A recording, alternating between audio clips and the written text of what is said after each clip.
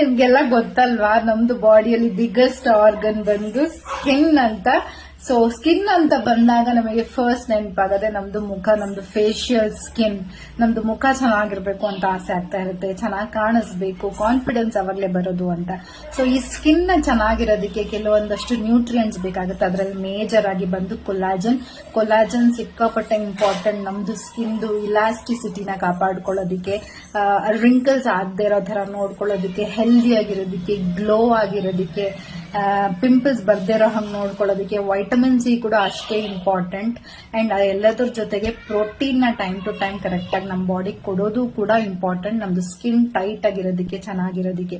So ಈ protein, vitamin C, collagen ಎಲ್ಲ ನೀವು ಹೆಂಗೆ ಕೊಡ್ತಿದ್ದೀರಾ ನಿಮ್ದು ಊಟದ ಮೂಲಕ ಅನ್ನೋದು ಮ್ಯಾಟರ್ ಆಗುತ್ತೆ.